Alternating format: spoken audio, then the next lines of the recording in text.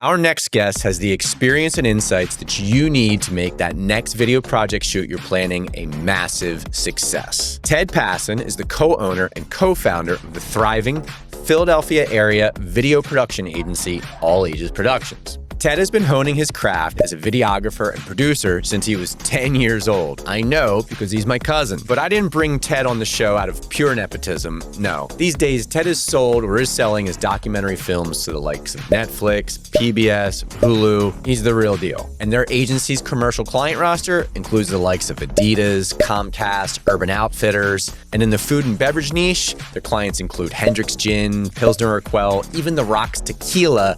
Terramana is part of the All Ages Productions portfolio. In this episode, Ted is going to fill us in on how to make that content truly stand out on social media, why you're planning to fail if you fail to plan for that next video production shoot, and why you and your management team need to consider being more bold and take more risks with your content. Yeah, that means you. Food styling, brand collabs, even ASMR. It's all in this episode of the Niche Marketing Podcast. Hey, do you want more content about food and beverage product marketing? We did a whole series. There's a link in the show notes. There's probably a link at the top of the screen. And you should also hit subscribe for part 2 of our food and beverage marketing series coming real soon. And if you like this episode, do us a favor, please hit the like button. It'll make the YouTube gods smile upon us. And now, Ted Passon with All Ages Productions.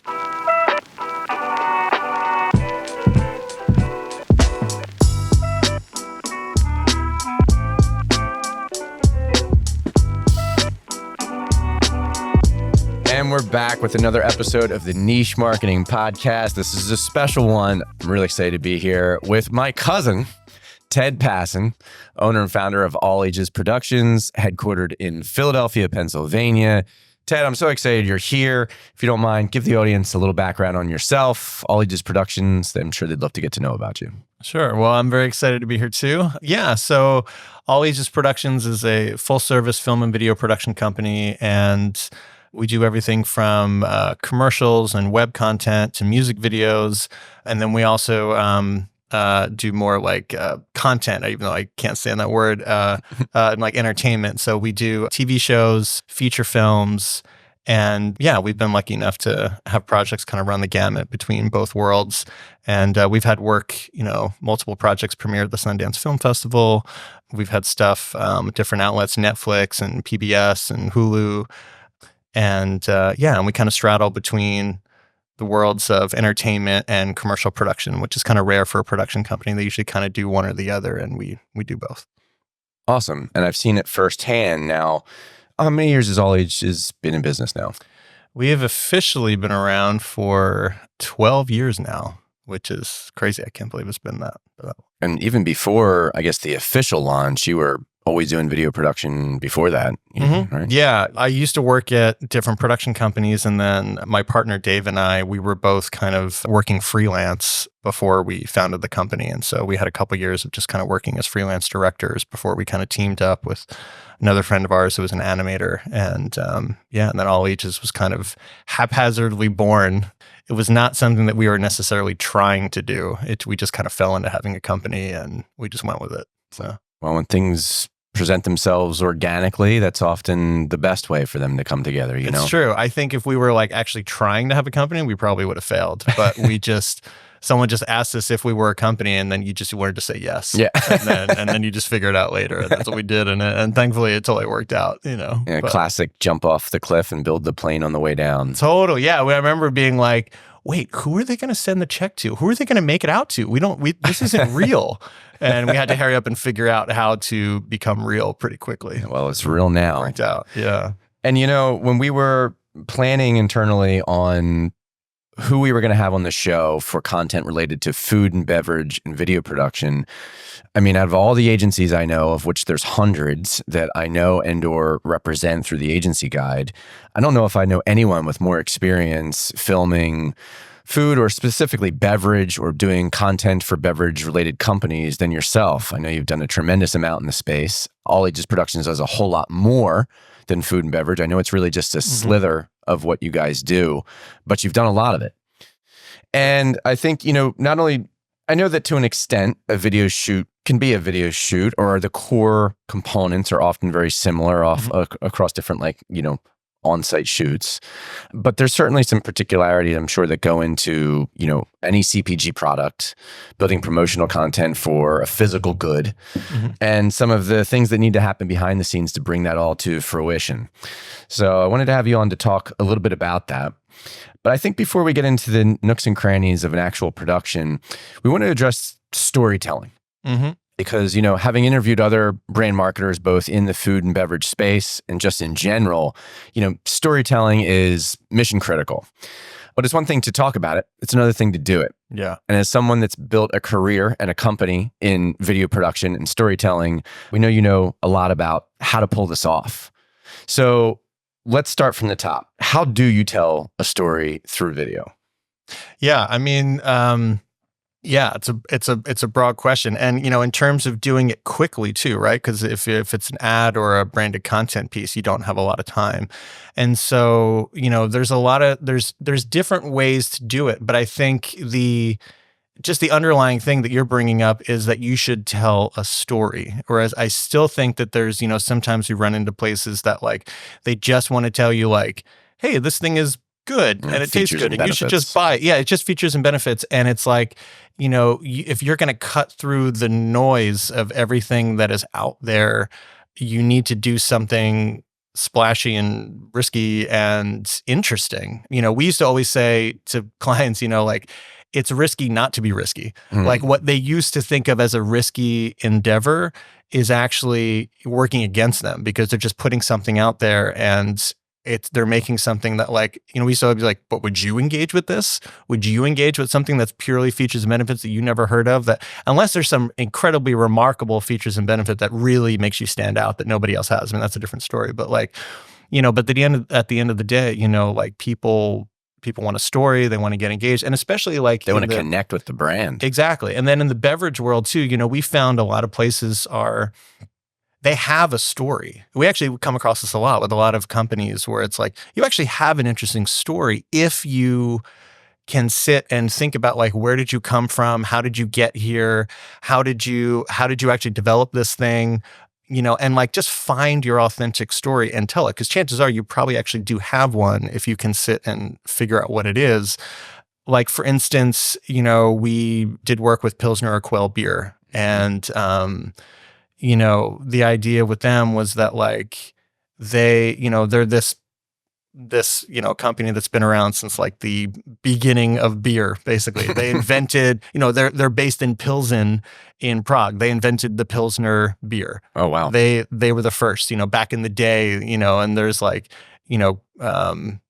just have a really interesting history of how it started, how they became this huge company and where it went through. But at the end of the day, they were originators in beer production, and there's a really interesting story behind it, and it makes them experts in a certain way, and it they can dialogue with the craft beer community in that way that granted they're coming from a different place, but at the end of the day, it's about recipes and creating stuff and ingredients and how do you make something consistent and having that conversation with audiences who are really into that stuff.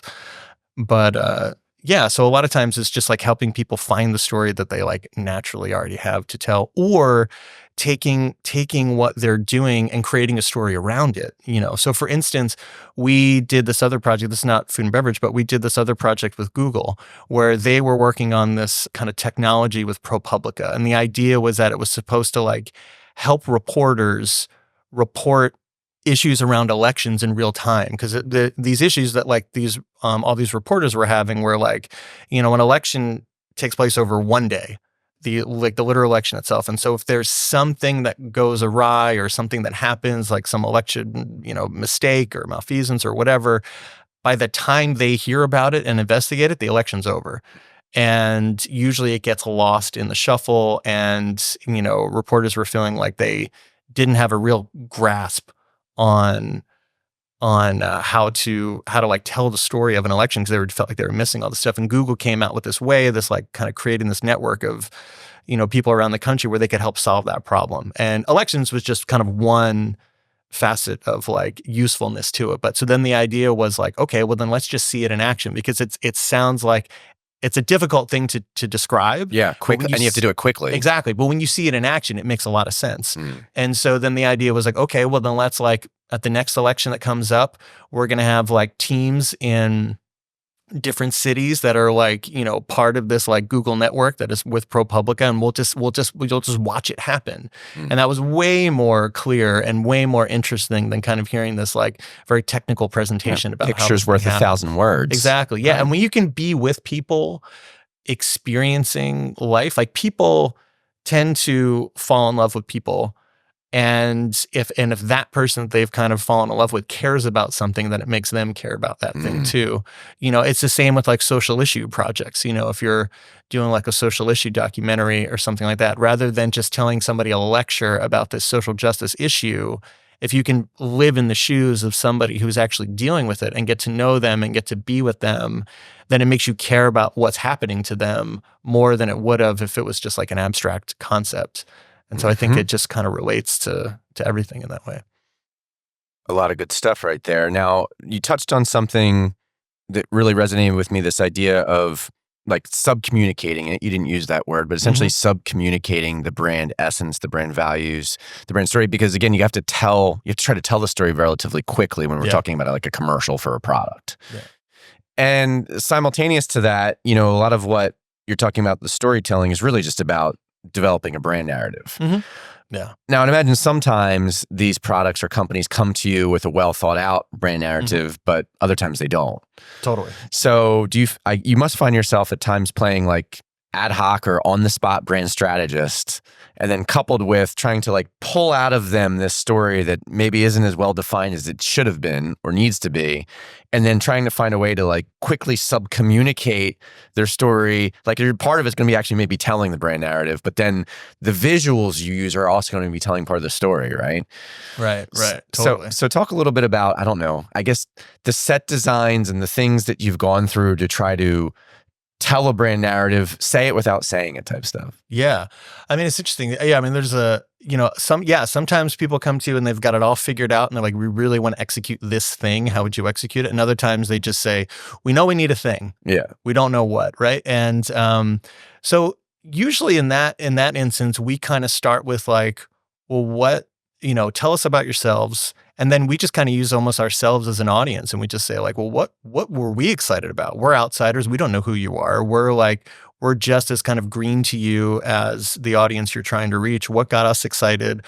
What do we think is different about you that we haven't seen before? Or what could we do differently? And sometimes we'll even be sitting on ideas that we'll say like, oh man, it would be so great to do this. This thing would be really fun to do, but it needs to be justified. And then some brand will come along and it'll just happen to match exactly with like what their brand story is. I'm like, oh my God, wait, what about this?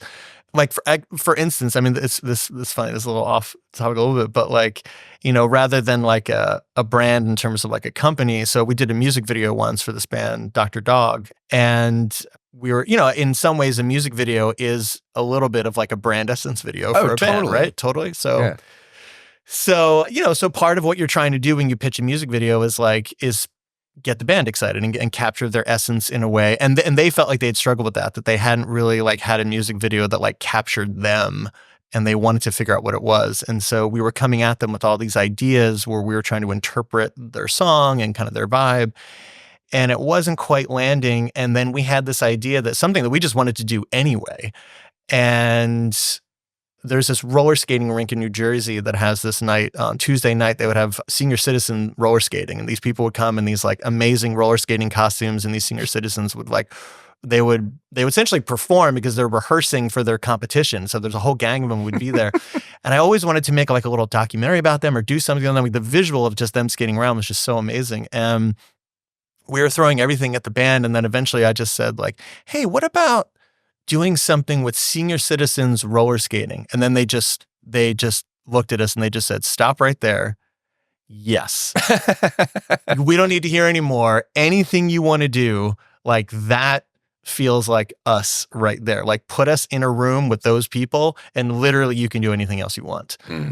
Because in their minds, they were like, what that said to them, like about like this kind of community and pageantry and kind of warmth and everything was, they were like, without knowing themselves even how to articulate who they were, they recognized themselves when they saw it. And they were like, well, that's it.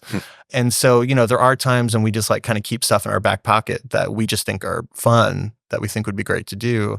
And there are other times when it's like somebody comes at you with something and, you know, they know, you know, they kind of have like a little bit of a prompt, and they're like, you know, we want this to be funny, or we know we want this to be irreverent, or we know we want this to be something.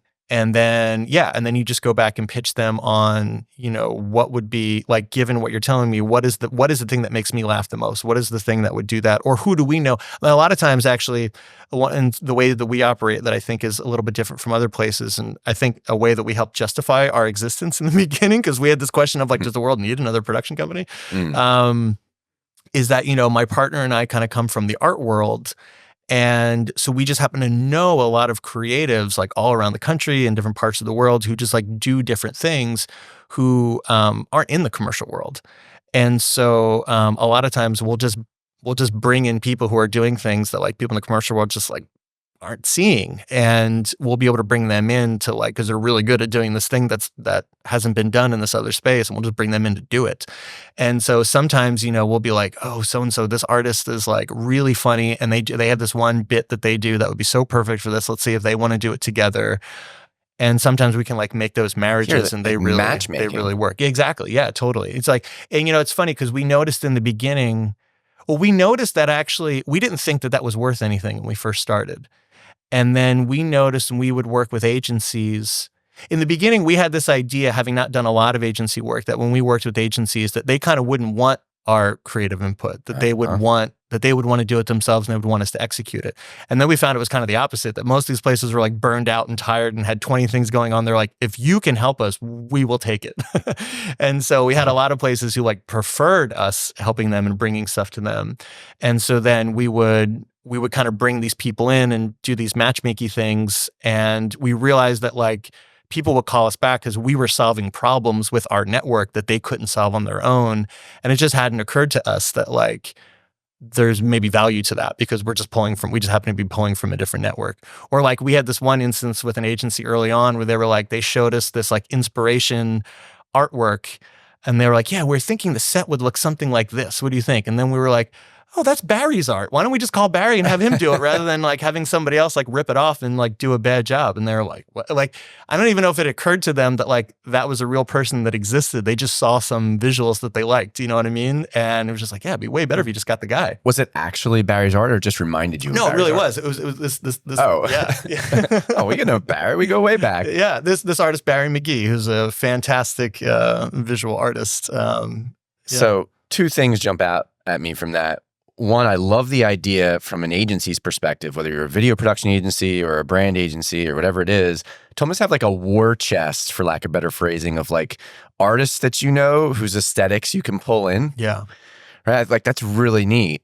And then the other idea, or the other takeaway from that, at least to me, is if you're a brand and you're struggling to almost identify the right aesthetic, maybe look at some local artists or just artists in general that you feel somehow kind of embody or represent or resonate with your brand, and find a way to pull a partnership, or at least test what a partnership might look like to use some of their stuff. Totally. And then, you know, the added benefit that you get when you work with, like, you know, when we're able to bring in like big name artists or big name musicians or whatever who are doing stuff. I mean, you know, and big name is a relative term, I suppose. But, But, you know, if they get excited about the project and they want to be a part of it, then they're going to tell their networks about it when it comes out. And so you've also got this kind of like organic, you know, other like promotional stream when you bring these folks on who are like telling their networks, who like maybe would totally be interested in what you're doing, but have no idea about it because it's just not their world, you know. But as soon as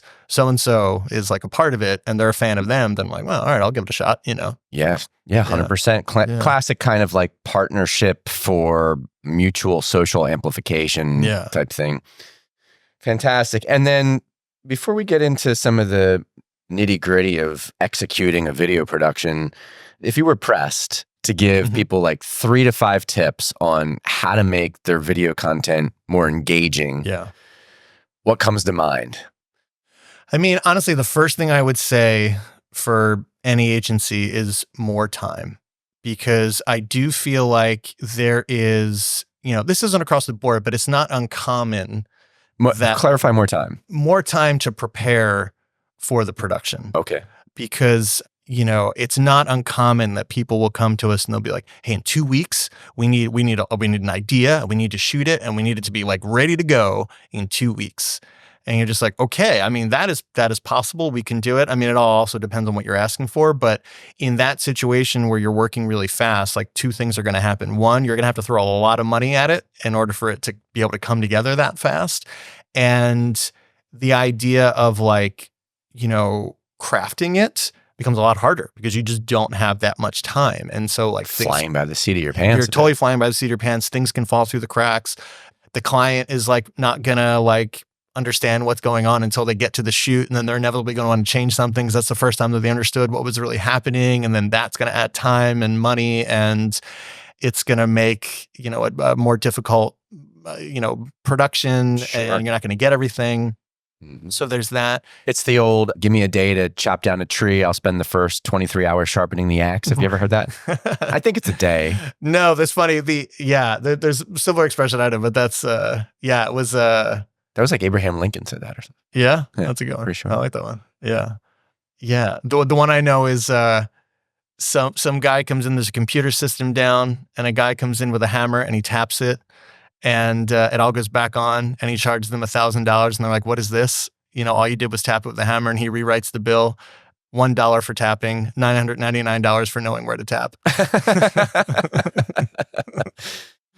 But yeah, I think that is one, is just like, because prep is really, really, really important, and you kind of can't have too much prep time in a way. Now, granted, certain times you just don't have it. You don't have that luxury. You've got to go, then you just go. But sometimes I feel like I've worked with agencies who I'm just like, God, you guys are shooting yourselves in the foot. Like, if you knew that your client was going to do this for, you've been working on this campaign for how long? If you knew this thing was going to happen, like, bring us in early. Bring us in before you even know what the thing is, if you have to get the time. Because everything will just go better if you have more time. Again, not that like every now and then, of course, like there's nothing you can do about it. Clients change their mind, something happens, they got to spend money or something, sure.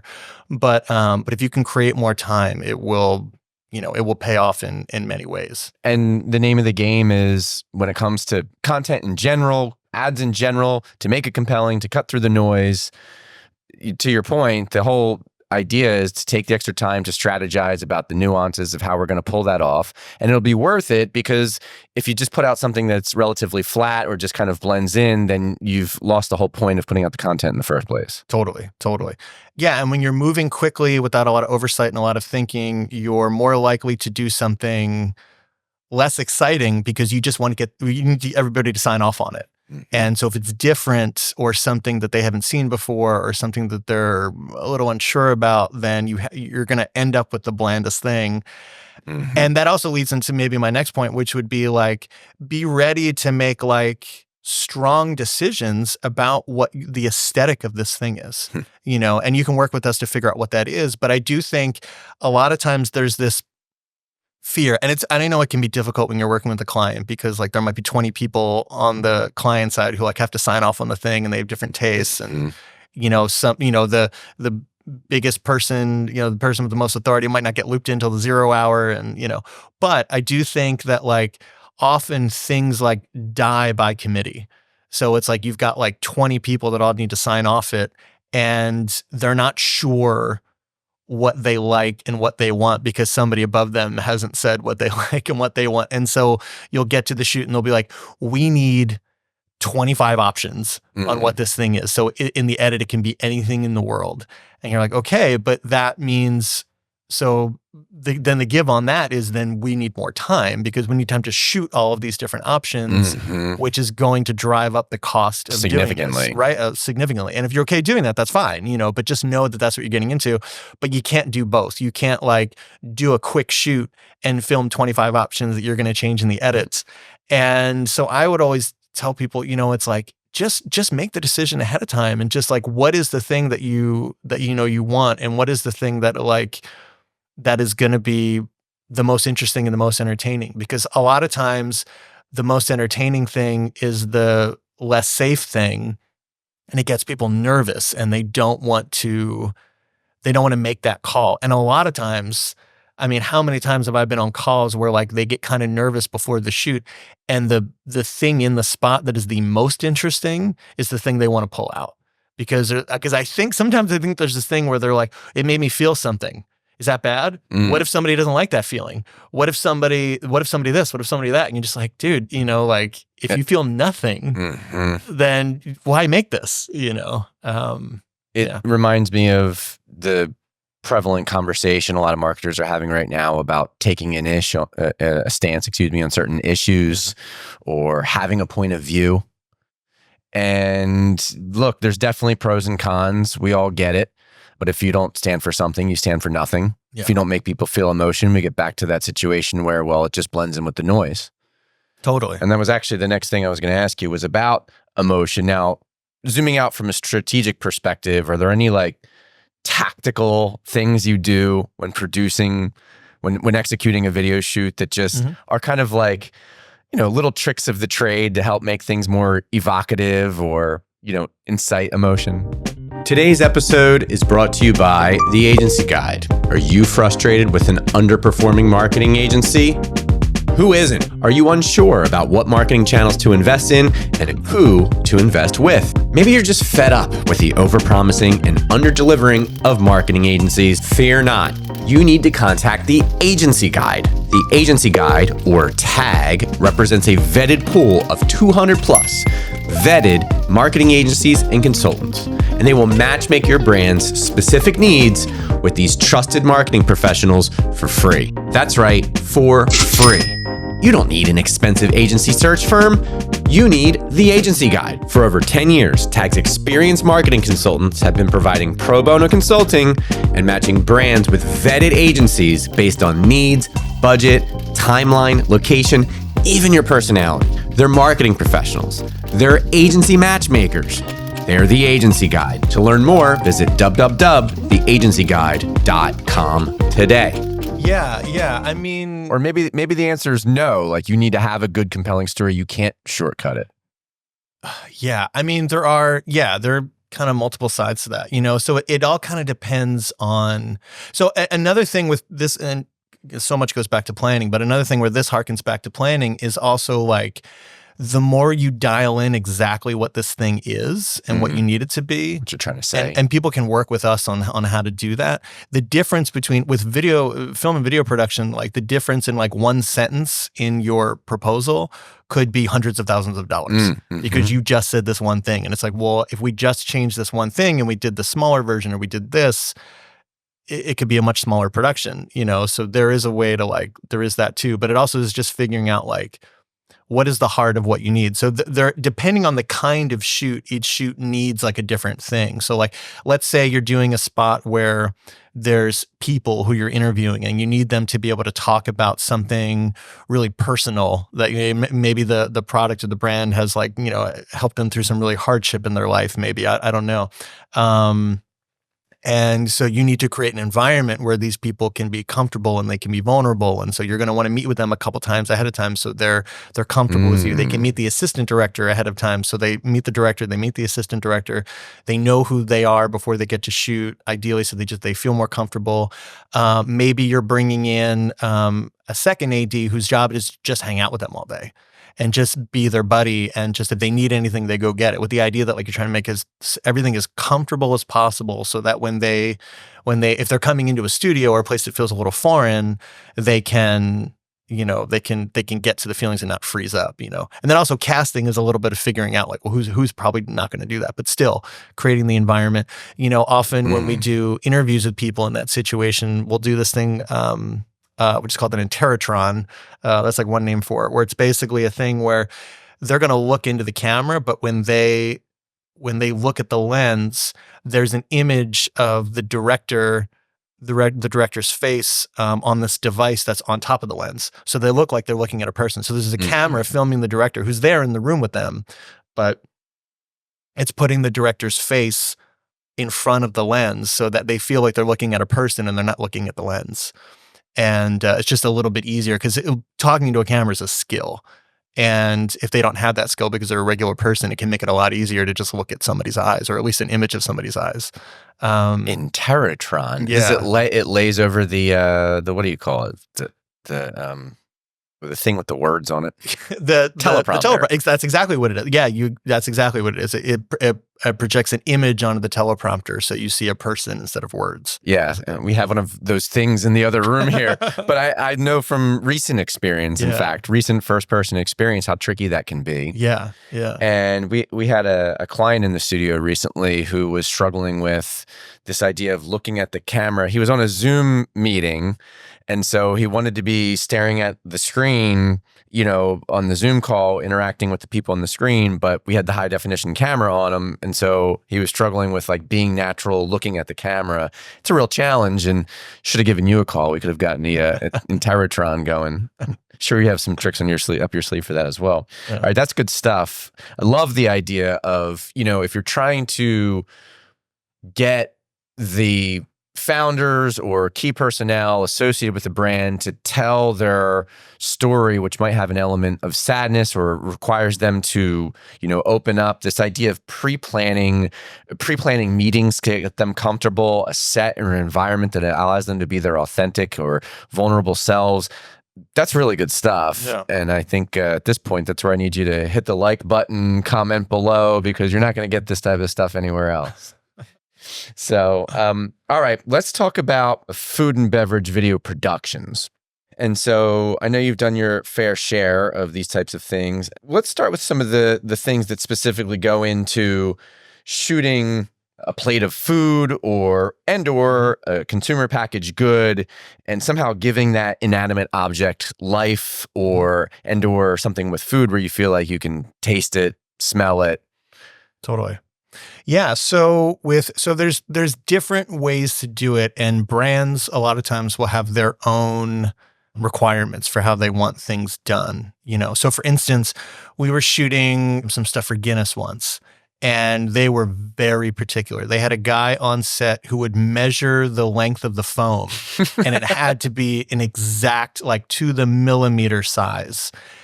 But they also needed, you know, so they need bubble movement, and they need foam at a very particular length. And so, you know, we had a food stylist on hand whose job it was to basically like create foam. We had like a beer tap installed in the studio itself. That must have been a fun shoot. Yeah.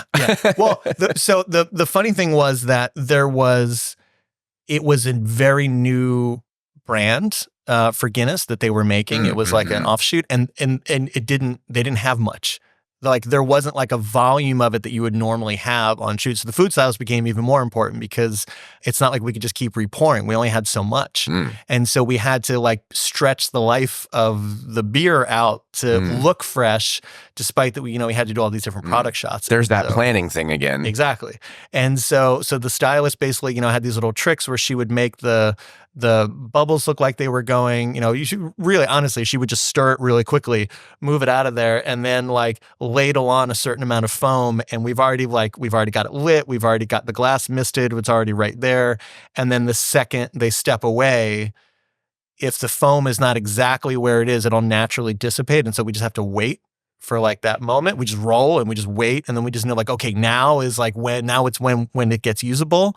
And then we kind of go from there. And so that's like one way it can go down in terms of like how like orchestrated it needs to be. But then there are other brands who like for instance, like Pilsner Urquell, that was just like not their style. They were just like, look, we, all the product shots we did for them were usually like in a bar or there literally was a tap there and there was a professional bartender who knows how to do their specific pour.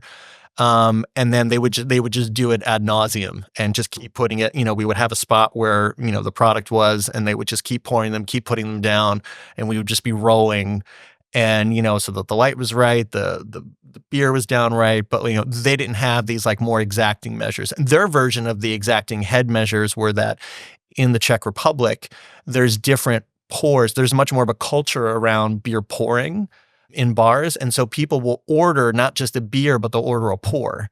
And so they want like the head to be made a certain way based on the pour. And so like a type of pour? Yeah. So like they have one pour called milk, or like I forget what the Czech word is for milk, but it's essentially like, it's like 3/4 head to beer. Huh. And I forget, it's like you're supposed to drink it at like a certain, like maybe after you've eaten or something like that. It's supposed to like help digest, but it's like, it's a part of the culture. So if we did a product shot for that, it had to be a certain way. Or if we did a product shot for just like their kind of more standard pour, that was another way. And then there was like a third one where like, they pour it at a different angle and then the head goes on a different way because, again, it's supposed to like, change the experience of drinking it. And so, that's like how that was different there. But the idea of a food stylist to them would have been like, no, just pour it and do it right and just put it in the spot. And that's just their style of doing it.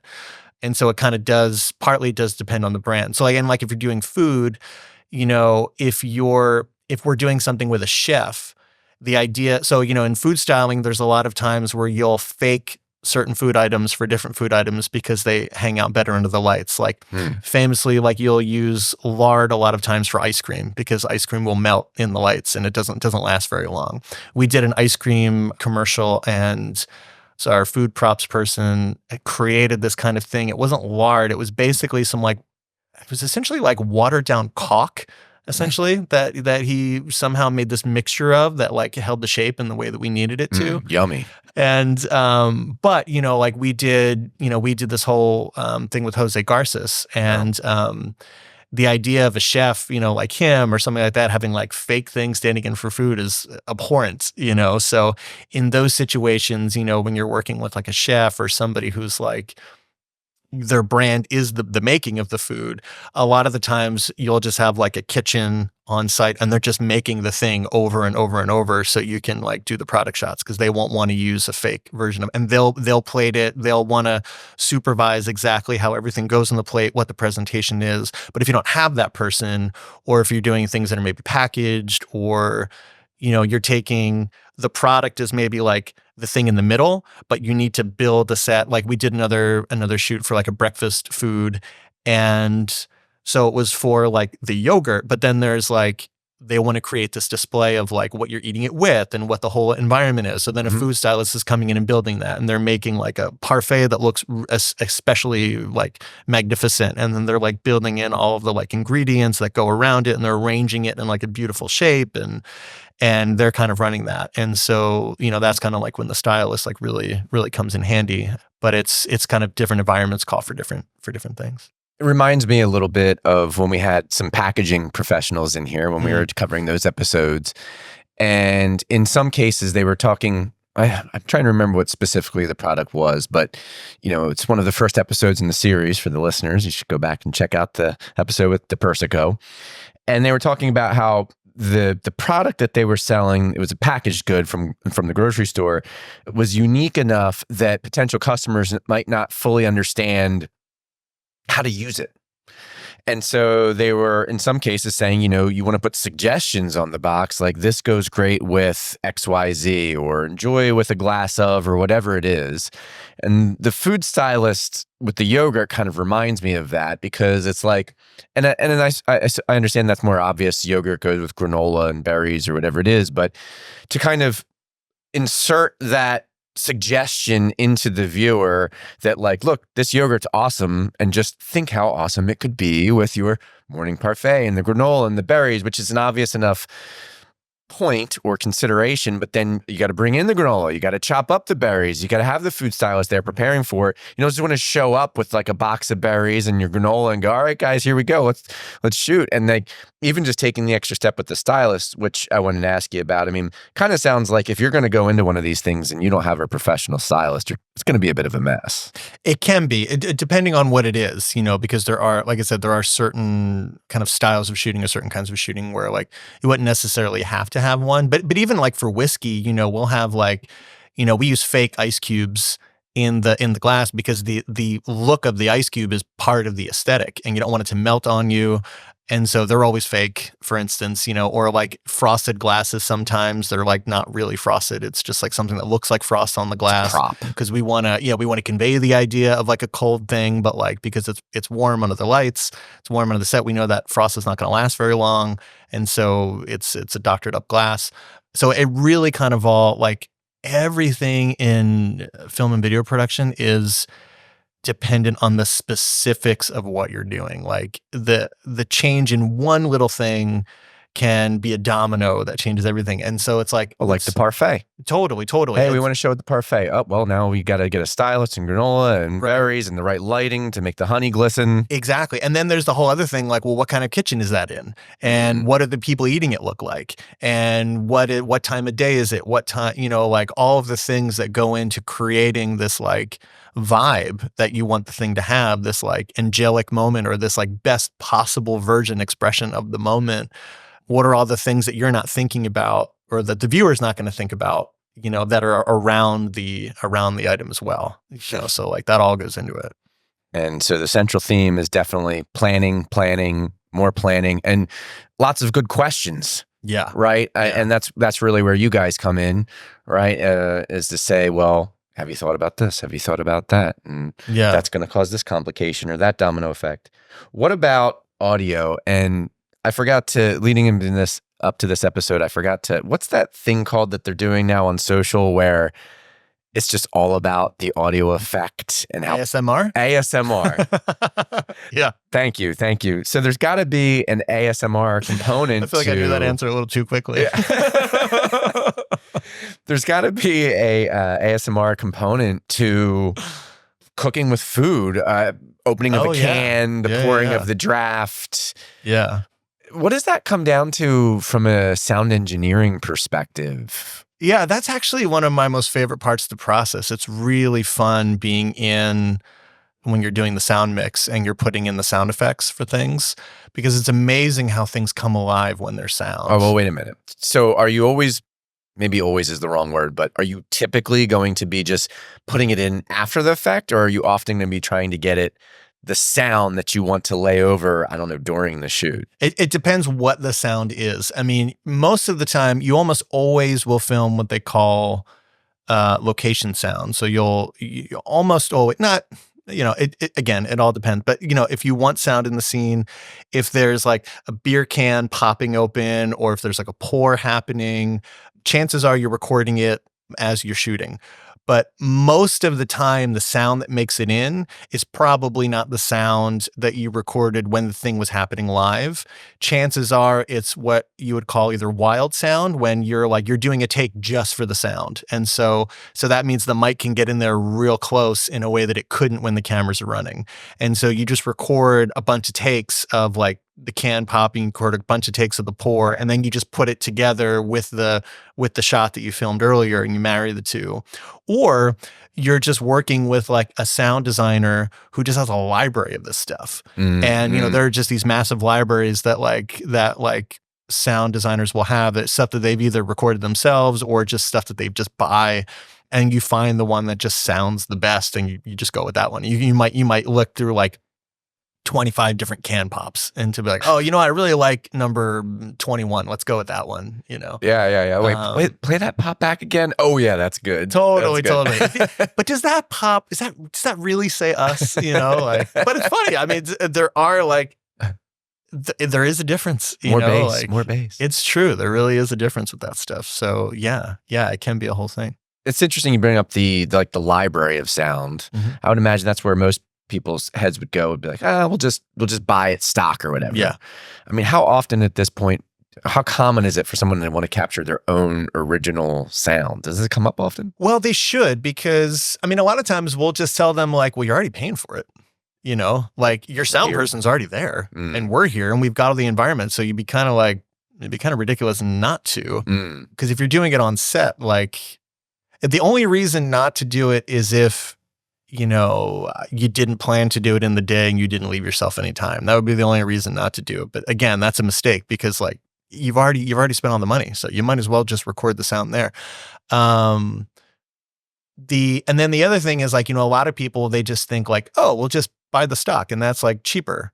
And it is and it isn't, because, you know, the libraries that the professionals are pulling from, you know, you're not able to just a la carte pull stuff out. If you want something from that library, you've got to pay for the entire library, and that's thousands and thousands of dollars. And so for those effects, that's not going to do it. So then you got to go to the places where you can buy things a la carte, but then the quality of those things are usually really hit and miss.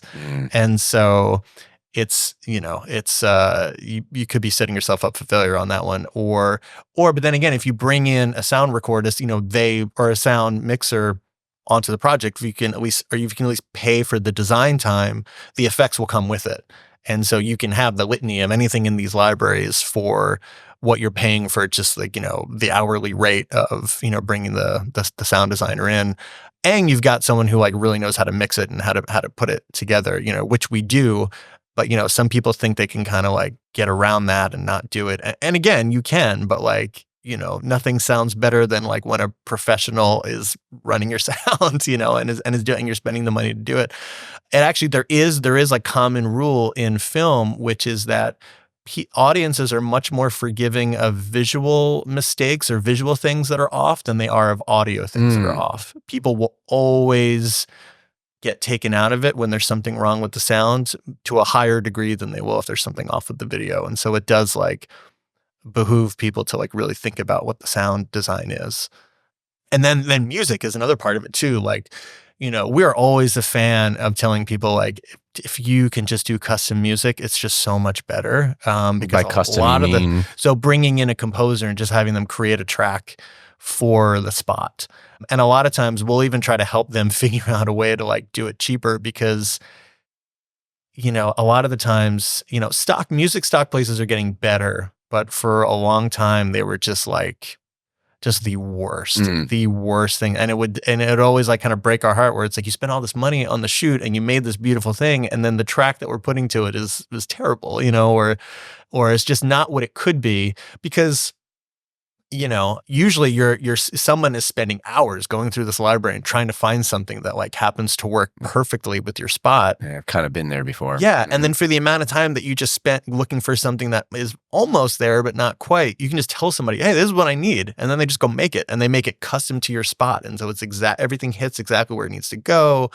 And then, you know, you can also buy it out. So then you have that thing for the future. If you want to use it as like a brand jingle or something, or something that goes on, you can, you know, and a brand can kind of create their own library of stuff over time.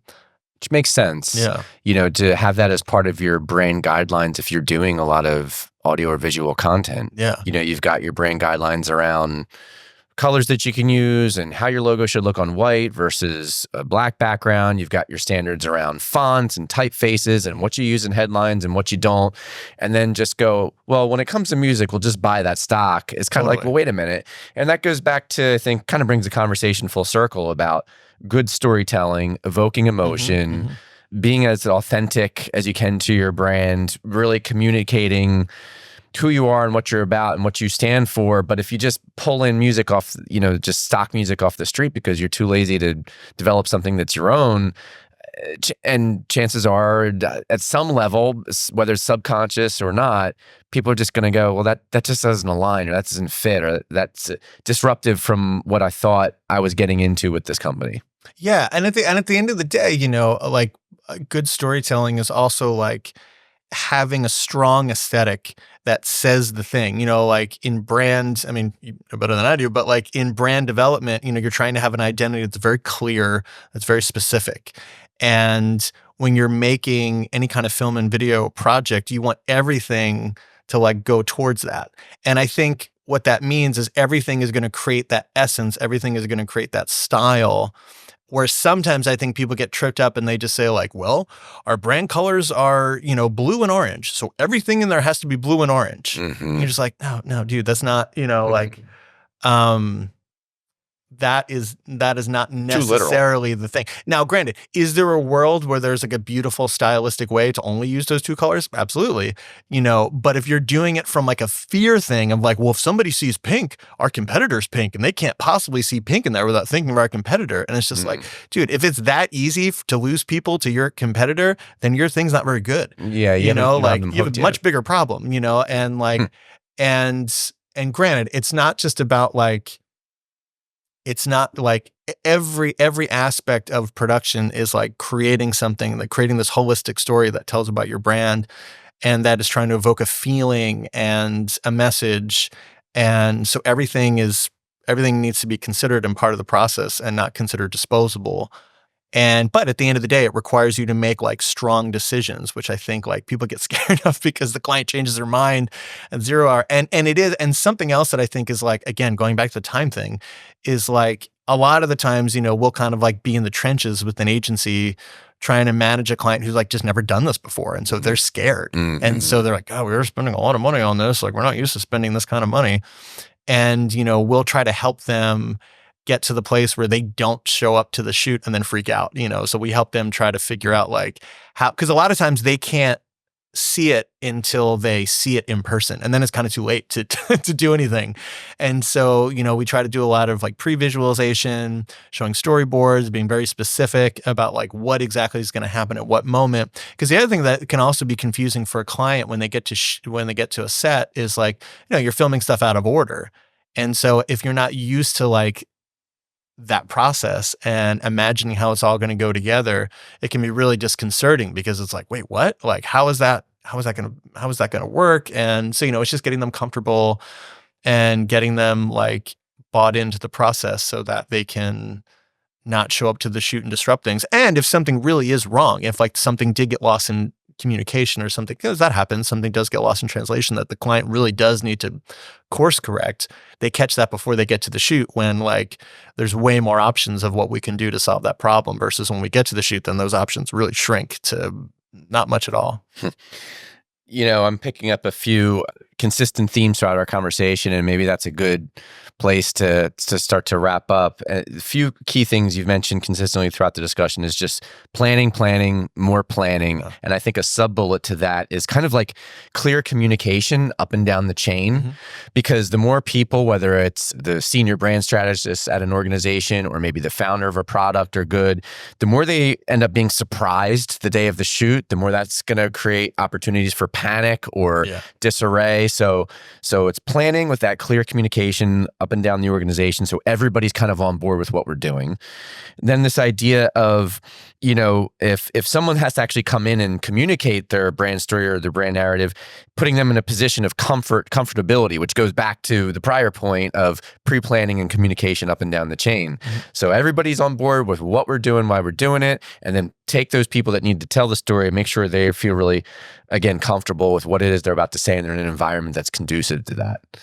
Absolutely. Yeah. And that kind of goes across the board depending on what the project is. And if the project is like, if you have an actor who's there and they're acting because that's the thing that makes sense for this brand, like what does that actor need to like do their best? What do they need? Do they need rehearsal? Do they need, whatever can you do to make it better for them? Can you create an environment like that? Or, can you put them on a set where the set is art directed in this really great way, and so it just makes it easier for them? Or, there's just like so many different things you can do, or if it's animation, bringing in like a bunch of different voice actors and like giving them time so that they can riff, and maybe they'll come up with something that's even funnier than the script. But because you put in time where like you can play with it, then, you can bring in all these different options that you would have had before and maybe make something funny or better. Any kind of production has like ways where you can definitely set yourself up for success better but it always comes down to planning for that, right? So you can do it. And there's also a thing, there's a kind of a well-known philosophy just in like film and video production in general, which is like plan, so that when you get to the shoot and everything's chaotic and everything's going nuts, and if one thing goes wrong, it all falls apart. If something does happen, maybe, like someone has a breakdown. Like we've done a lot of like filming with kids. Somebody doesn't show up. Somebody doesn't show up. Somebody's totally late, right? Or you're working with a kid who's like having a bad day, or you're working with, who knows what, a light blows out. I mean, anything, many, many things can go wrong. There's actually a statistician who did a study that said it's statistically impossible for something to not go wrong on a film shoot because there's just so many variables. But you might also just have a great idea that like once you get it there, you're like, oh my God, what if we tried this? And if you plan, then you also know when you get there, you don't have to spend a lot of brain power on stuff because you know the plan. And then you can be like, okay, well, we just had this great idea. Why don't we know that if we get rid of this one thing, that thing was a low priority anyway. So it didn't really matter that we got it. So why don't we cut that thing? We make a little time for this and then see if we can make something even better. And a lot of times if you can kind of run with it and you can kind of like let these happy accidents happen. Like was working on a shoot once where, we were doing this thing. It was just about eye drops.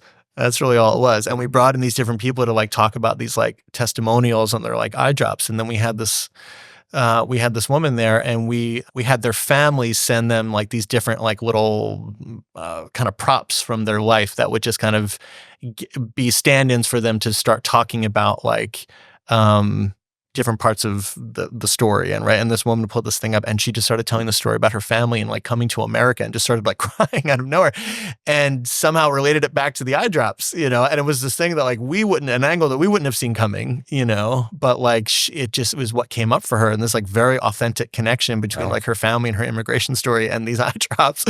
And it gave us the ability to just kind of like, okay, let's go with it, and it ended up being the best part of the whole shoot, something we didn't even plan for. Yeah, and probably a good supplement, not a replacement, but a good supplement to great planning is to hire a professional that's been there, done that, and knows some of the pivots to make. And so on that note, for your next video production, please remember Ted Passon from All Ages Productions, headquartered out of Philadelphia. They do fantastic work. I'm sure there's a great reel or two online that people can access, right, Ted? Absolutely. Yeah, allagesproductions.com. Great. And on social? All Ages Productions on Instagram. And Instagram, Facebook, all the things. All Ages Production. Just look us up. You'll find us. We're very easy to find. Awesome. Thanks for being here, man. Really appreciate it. Of course.